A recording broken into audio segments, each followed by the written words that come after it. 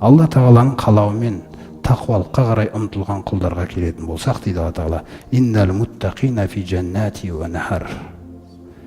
Сөзсіз тақуалар, Алладан абайлап жүргендер, абайлап сөйлейтіндер, абайлап мәміле жасайтындар, бұлар бақшаларда болады дейді. Жәннаттарда, өзіңіз ойлаңыз да, ва нахар, өзендерде, ол өзен, ешкім көрмеген ол өзенде. Сүттен өзендер ағады, кім көрген оны? Сүттен, балдан, ол балдың ішінде ащы дәм жоқ дейді пайғамбар саллаллаху алейхи ва саллям. Ол тек қана атау бұл дүниедегі. Бұл дүниеде бал, жәннаттағы да бал деп аталады. Бірақ ол екеуі мүлде ұқсамайды бір-біріне. Бұл дүниедегі бал ащы, көп жесең тамақ ашып кетеді. Балдан өзен ағысып қойса, сүттен қалаған нәрселер, жәннаттар, өзендер, тақуаларға дейді. Бір-бір үшін жаралғандар кездеседі дейді ертең. Көрдіңіз ғой? Осы жерде әдемі нәрсе тұр. Әрдайым тақуалар жәннатта деген кезде сіз білу керексіз. Сіз жәннатты Алла тағаланың Құранынан танығаннан кейін, құрметті бауырлар, жәннат арман ба, мақсат па? Осыны біз осы сұрақты өзімізге көп қою керекпіз. Өзіңе сұрақ. Жәннат арман ба, мақсат па? Шын қалайсың ба оны? Ашын қаласаң, немен дәлелдейсің? Немен дәлелдейсің ертең таңертең таң намазынан кейін Құдай қаласа үйіңізден шыққан кезде? Сол жоспарыңызды ойлаңыз да, немен дәлелдейсің? Көрдіңіз ғой? Ол өмір сол үшін берілген. Өзіңді жәннатты қатты қалап жүргеніңді көрсету үшін берілген. Әрбір күн сол үшін беріледі. Әрбір күн шыққанда сол үшін шығып, сол ісіңмен бірге батады ол. Көрдіңіз ғой? Түн кірген кезде де келеді, кетеді ол. Түнің немен кетті? Ол күндізің немен өтті Алланың алдына қарай? Жәннат арман ба? Мақсат ба? Шын қалайсың ба оны? Мысалы, егер қазір осы жерде тұрып намаз оқыдық та, сосын екі мұсылман немесе екі көрші ұрысып жатсақ бір-бірімізбен, ол жәннатты қалаймыз біз? Біз жәннатты қалап тұрған жоқпыз. Жәннат арман. Алла берер бізге. Сен әрбір ісіңде көріну керек ол. Сол үшін жағы ескертулерді көп айтып жатқан себебі сол. Әрбір ісіңде біреу бірдеңке келіп сұрап келсе де, біреу қарсы сұрай ма, ол Алла шешеді сізбен. Қалай сізді жоспарлар жасайды.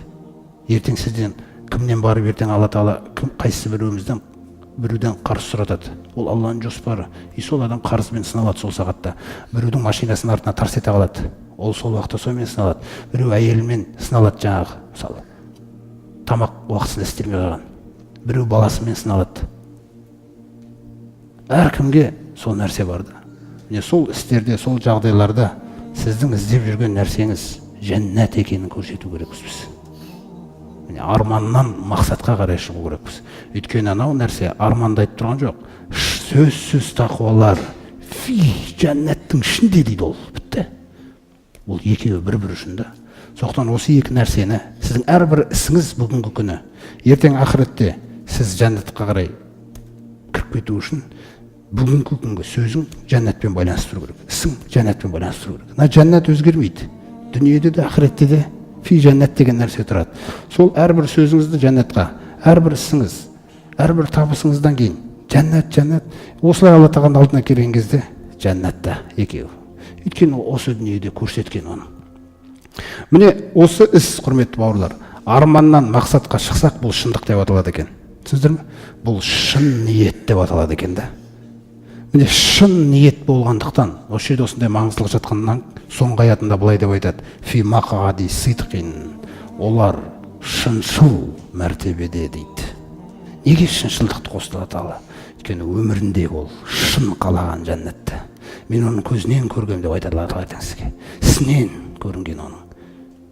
Үндемей қалған кезінде риза болған мен оның бір жағдайда.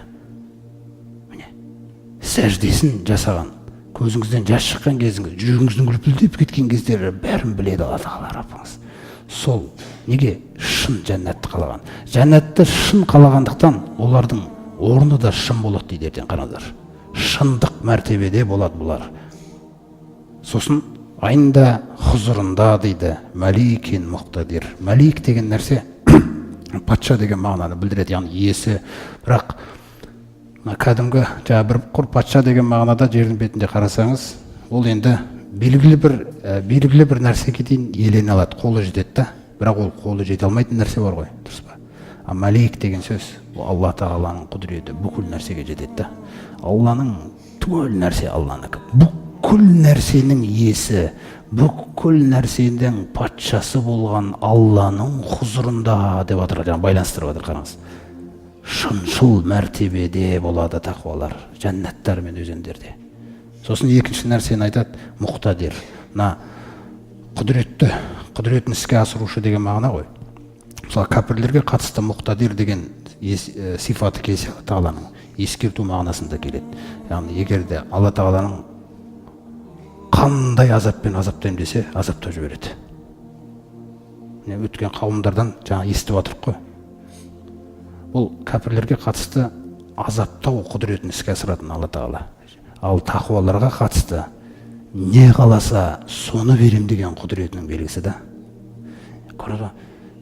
Қалаған нәрсесін қалаған құлына бере салатын. Өзіңіз ойлаңыз, жәннатты берген кезде, енді сыйлаған кезде сондай шексіз құдіреттің иесі болған. Шексіз құдіреттің иесі болған. Бүкіл нәрсенің иесі болған Алланың құзырында бұлар шынайы мәртебеде отырады дейді.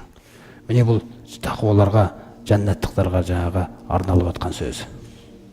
Міне осы нәрсе, құрметті бауырлар, мақсат осыны туралы болу керек біз.